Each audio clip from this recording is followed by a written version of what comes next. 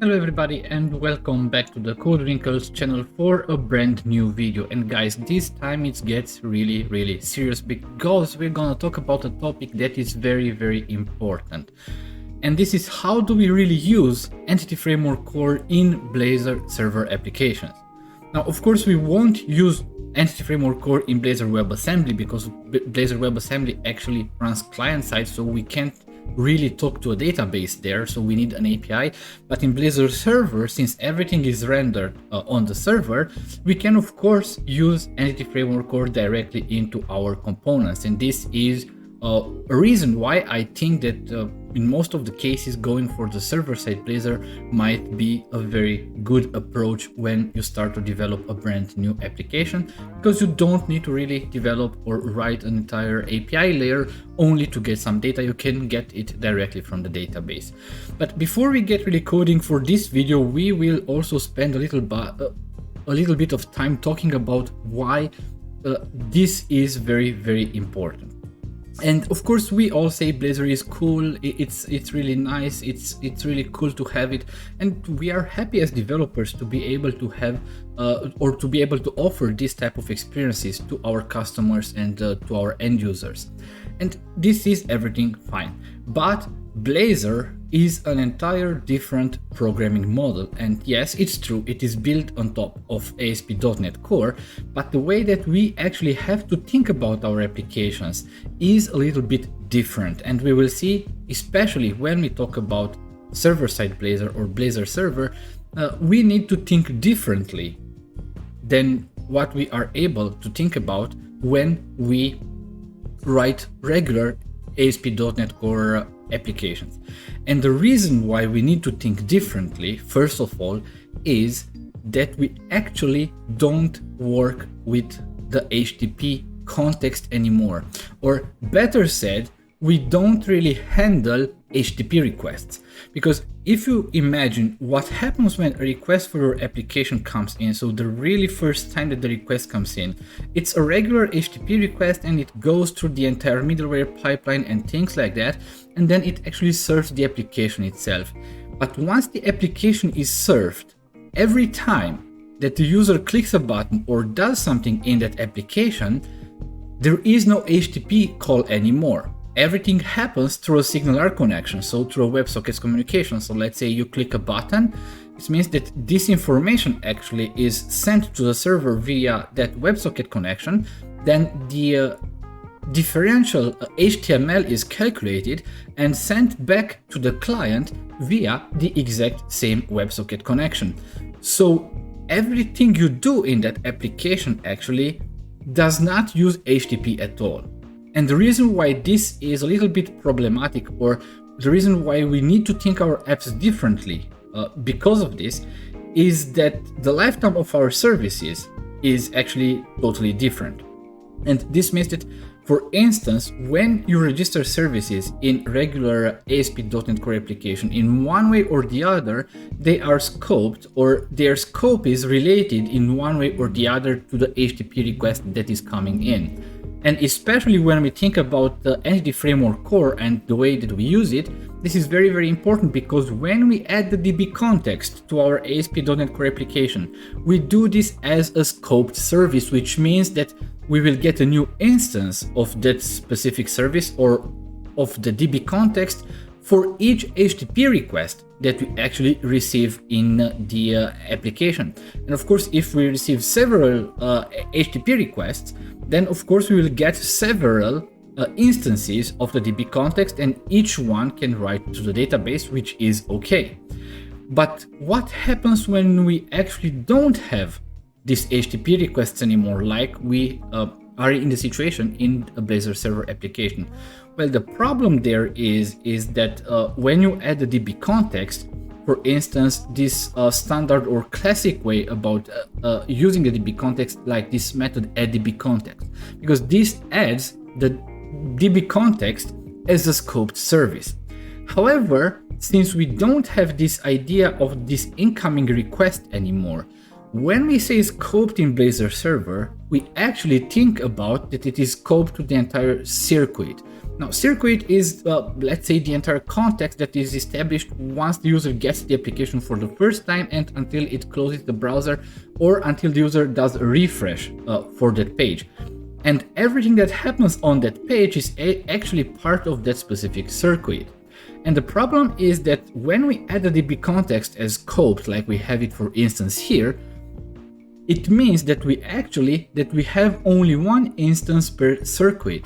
And if we render on the screen at the same time different components, for instance, that need to work with the DBContext, they will actually work with the same instance of the DBContext. And since the DBContext is not thread safe, this will create a lot of problems for us. And believe me when I say that I witnessed this firsthand this spring and start of the summer when I developed a real Blazor Server social media application for a university, and I really encountered this problem. And that was the point when I realized, aha, with Blazor Server we actually have to think totally different when we work with the DBContext. And in order to showcase what is actually, or what would be the best way to work with the DBContext in a Blazor Server application, I have used the Blazor Server template, but I actually have added some very, very basic CRUD components to it so that we can actually start working directly and not spending time on writing the components. And before we go there, we have this same fetch data, which still retrieves this list of weather forecasts. So this is not coming from a database right now. And I have added a few buttons here, for instance, to create an entry if we want to create an entry, to edit an entry if we want to update an entry, or to delete an entry when we want to do that. And what we want to do in this video is actually implementing these components, of course, talking to a database. And I already have created the database for this with a weather forecast table. So we will work with the same weather forecast class. The only difference is that we actually, let me go here and just show you. So for the weather forecast class, I just added here the ID in order for it to really work with the database or with entity framework as an entity. And that's actually it. So let's see right now, how do we want to work and how do we really implement, or how do we work with entity framework core and the DBContext in our Blazor Server app. And of course, we still need these services as DBContext because I would say because of two reasons. First of all, because for instance, each time that a request comes in, maybe well, you want to inspect that request, you register some middleware, and maybe you want to write data to the database and things like that. So you can really do that and use it. And of course, what also earlier my let's say obvious approach was that, okay, I use the DBContext also in the components where I need it. For instance, if we go here in this fetch data component, right now, if I want to replace this type of service that we have right now, this standard that comes with this template, I would simply go ahead and inject an instance of DBContext and use it there. But then I will get the problem that I talked about earlier, because then in this component I would use an instance of the DBContext, but if I have another component at the same time that needs to work with the DBContext, I would get the exact same instance. So that would be a real big problem. And of course, for handling this type of things, what we need to do is actually think a little bit differently. And what does this actually mean?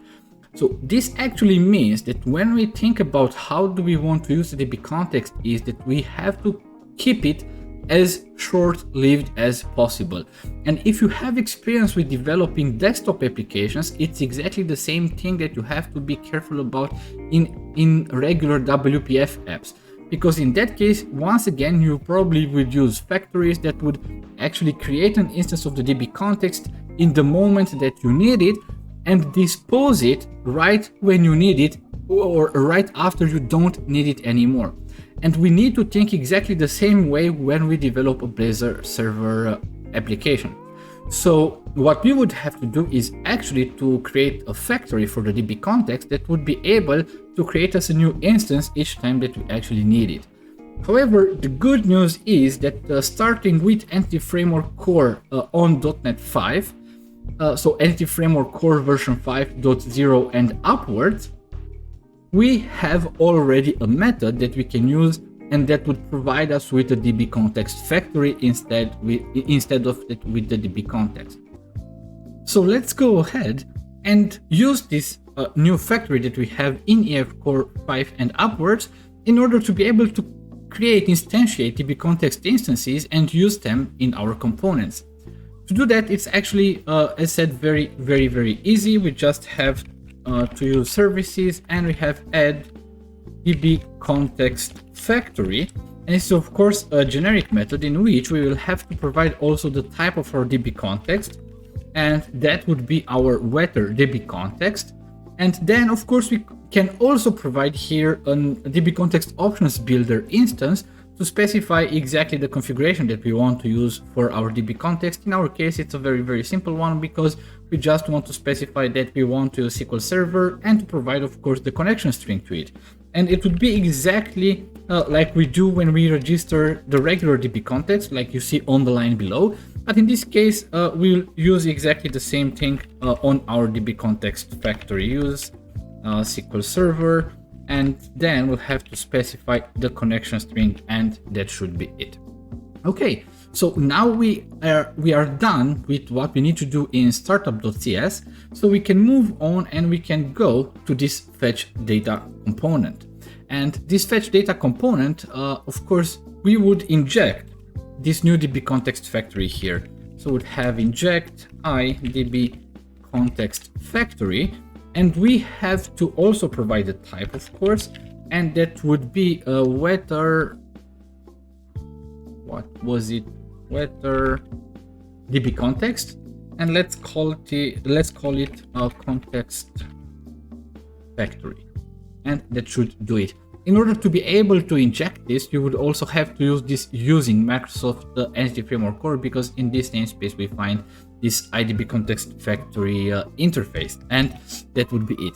So now that we have injected our context factory, we can go in the code below, and here in this onInitialized async, we can then replace what we have right now with getting or fetching some real data from the database.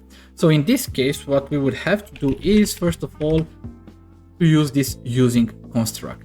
And this is really important, because the DBContext, as we know, it is an unmanaged connection, and putting it into this using would mean that once we get out of this using context, we actually, or the instance gets disposed, so we don't have to take care of it anymore.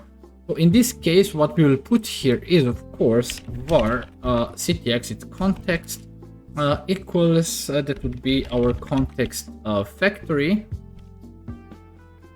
And we have a method here that is called create DBContext, and this is actually what we need to call, and that would create us a new DBContext instance with the options that we have provided when we have registered this DBContext factory service.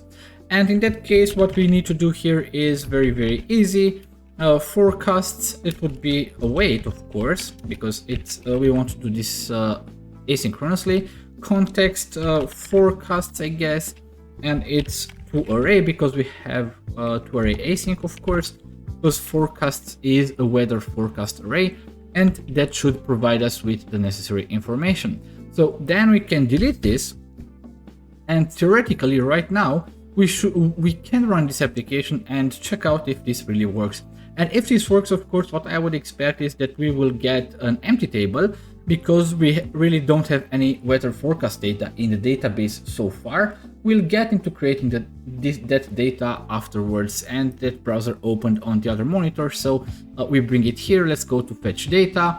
It's loading, of course, because it's talking to the database, and then we have this empty table. So until now, everything is fine, because we got some data. Unfortunately, the database was empty, so we don't really have anything to display right here, but we still have this create button. So what we want to do, of course, right now is create a new weather forecast. So I would say we should go on into this create forecast component, and actually implement the logic to create what we need here.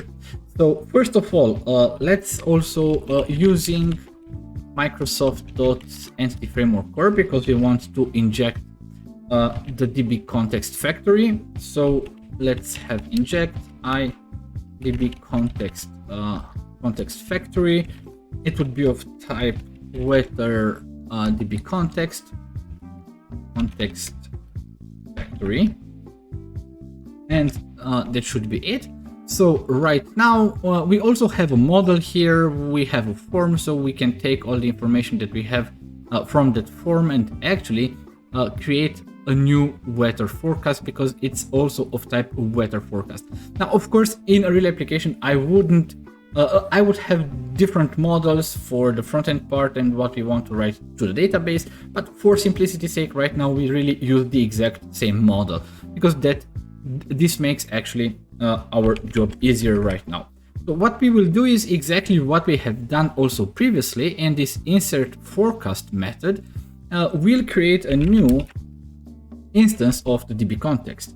So we'll use the context factory, and here we should have create DBContext, and that would create a DBContext for us. Now, of course, right now I don't have any model validation, because as said, the main scope or the main target of this video is to see exactly how do we really work with Entity Framework Core and Blazor Server the right way, not how to do model binding validation and things like that. For this, we have other videos on this channel. So here, what we can do here is, without any other validation or things like that, we can simply say here context forecasts .add, and what we'll want to do is we'll add our current forecast, and that should do it. And of course, we would need to await, and here context.save changes async, and that would save our changes, and that should actually do it right now. Okay, once we theoretically we would also have to clear the data, but you know what we can do here? We can use the navigation manager. Let's do that and navigate back to the list after we create this. So inject navigation manager navigation.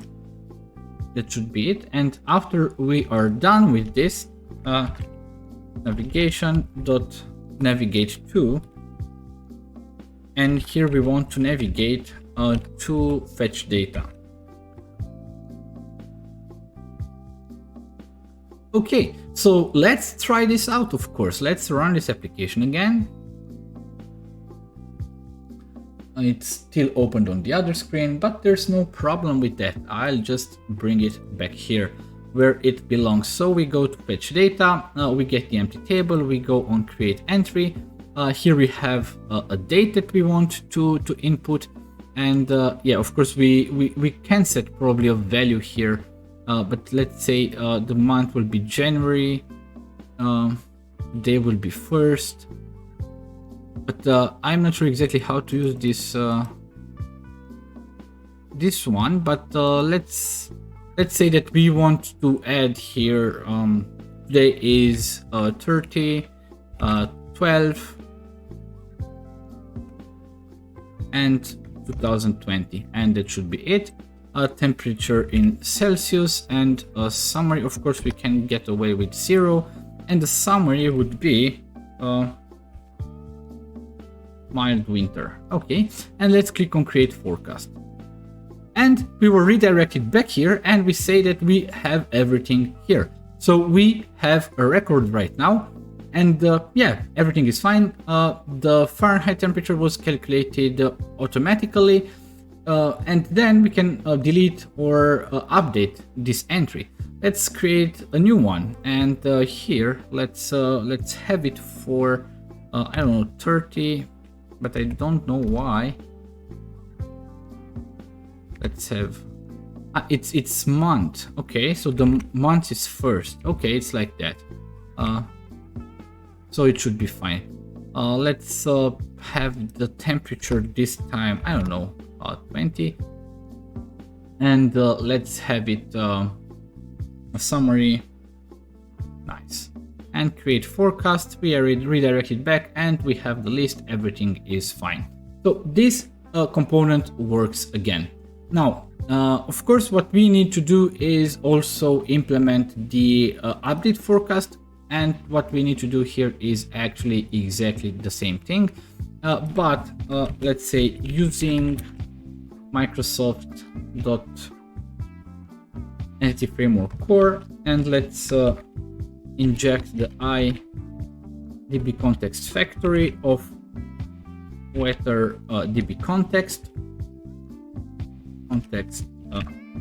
factory. Okay, and now the only thing that we should also, let's inject navigation. Inject navigation manager, and we should be fine with that. Now, the only thing here that we have to do a little bit differently is that here in this on initialized async, we actually need to get an information about the forecast from the database in order to display it in the form, because we want to update it, or so it should already exist. Now, what we can do here, of course, through navigation, but we won't stick, or we won't talk about how navigation works right now. We get also the ID of the weather forecast that we actually want to get. So what we need to do here is, of course, also this using, and then var context equals context factory, create DBContext.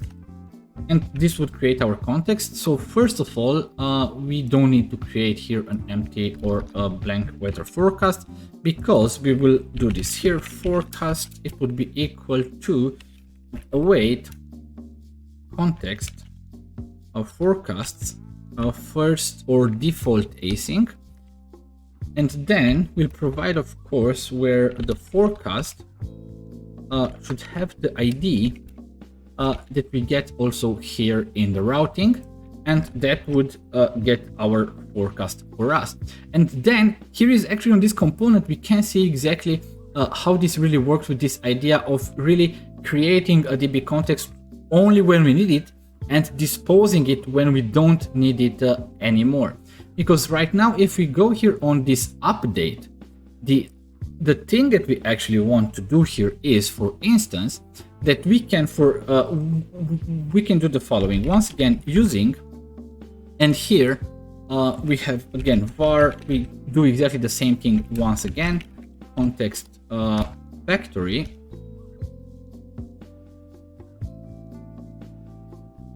create DBContext, so we have the context.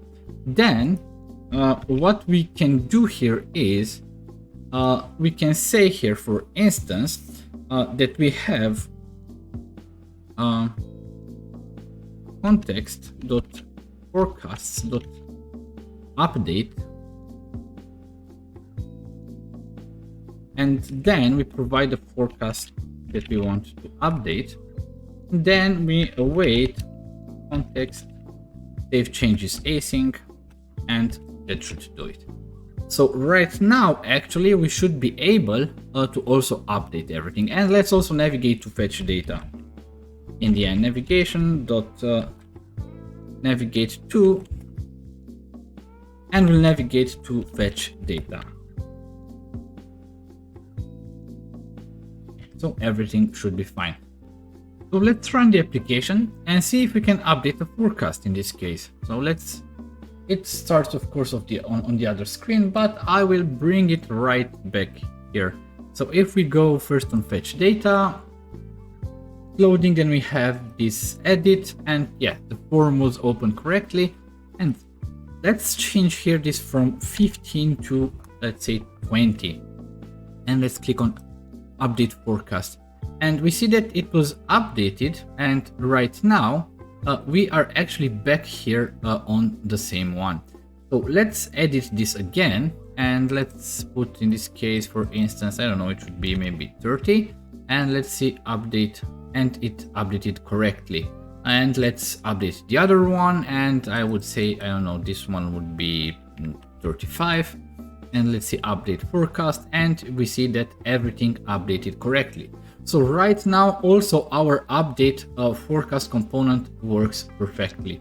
And of course the last thing that we would have to take care about is that delete operation, and that's actually very easy, because if we go here in fetch data, we have also here a method for deleting a certain forecast, and that's actually very easy.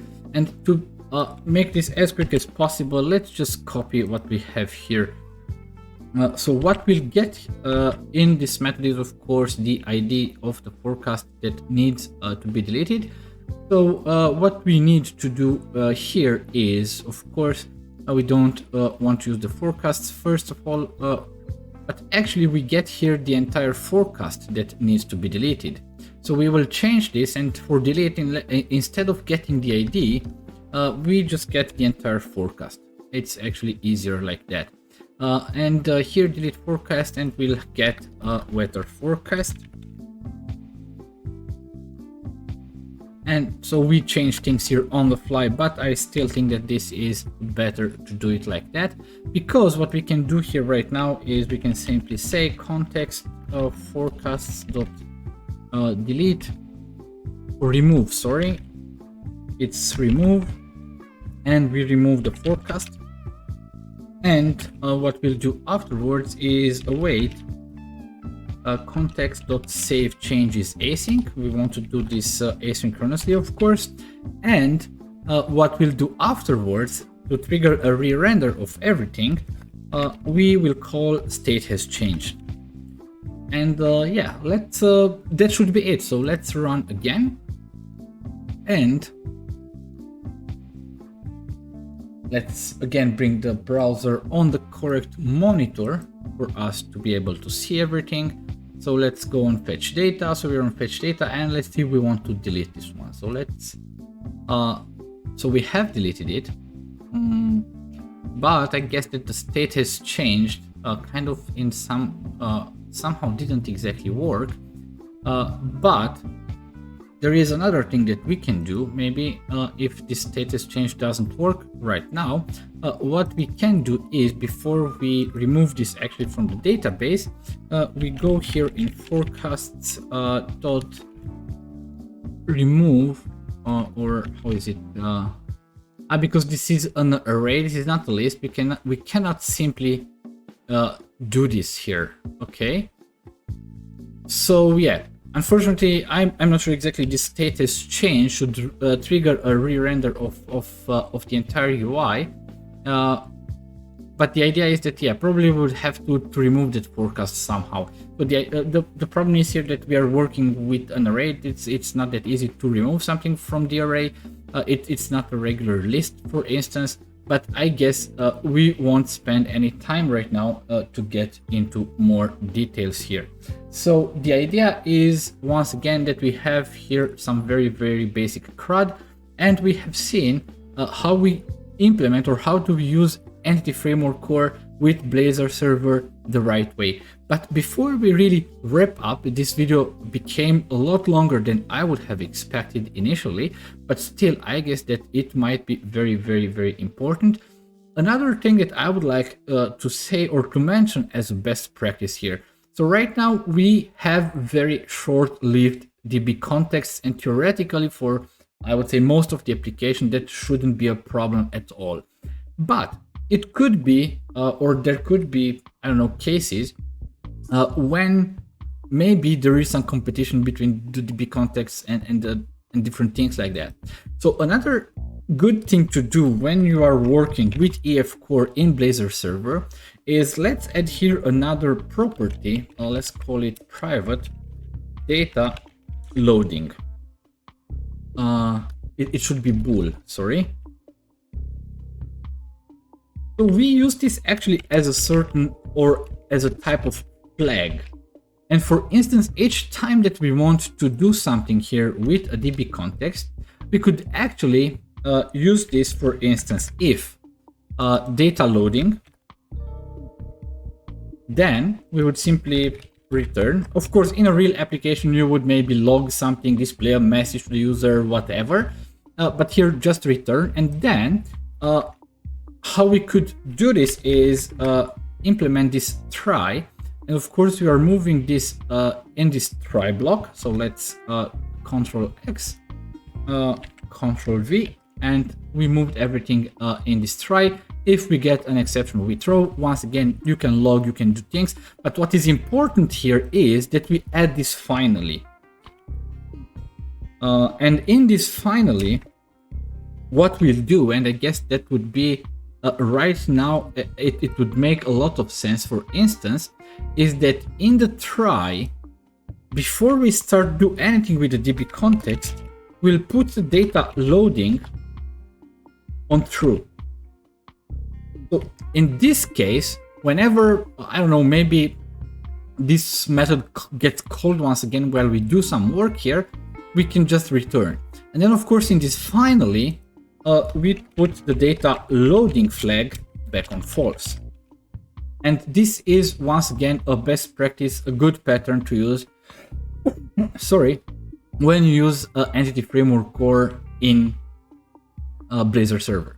So yeah, actually that should be it. Just as a short summary, what we discussed in this video, that is a fairly long one, but I think it's a very, very important one, is that when we work with Blazor Server and Entity Framework Core, we have an entirely new programming model, because in Blazor Server, we don't actually work with HTTP requests anymore, or not that much, or in the majority of time, we work with what we call a circuit in Blazor Server. So once the user gets the app and that SignalR connection gets initialized, basically whatever happens in that application happens through that WebSockets connection and not through an HTTP request. And this in turn has the outcome that when we want to use the DBContext, which is not thread safe, the problem is if we add it normally with add DBContext, it would be added, it would get one instance per circuit. And if we have several components that use that DBContext at the same time, they would actually use the exact same instance of the DBContext, and that would create problems. So this is why we cannot use simply that add DBContext. So instead, what we do, we use this add DBContext factory, and we inject this DBContext factory in our components, like the fetch data component here. We inject it via this interface IDBContext factory, and then whenever we want to do something with the database, we create a new instance of that specific DBContext using the context factory and the create DBContext method. So in a nutshell, this is how you need, or how you should use Entity Framework Core with Blazor Server the right way without having any other problems. If you enjoyed this content and if you think it's useful, please hit the thumbs up button. That would be highly, highly appreciated. And if you didn't do already, please subscribe. It would be very, very nice. And you will be updated each time that we post a new video, or each time that we go live to do some live coding and things like that. And last but not least, if you also, I don't know, have friends in your network or colleagues at work that you think they might find this content useful, just don't be shy again, and feel free to share it with your peers, with your friends, on your social networks and things like that. It would be highly, highly appreciated. This being said, thank you very much once again for watching this video, and until the next time, I wish you the very best.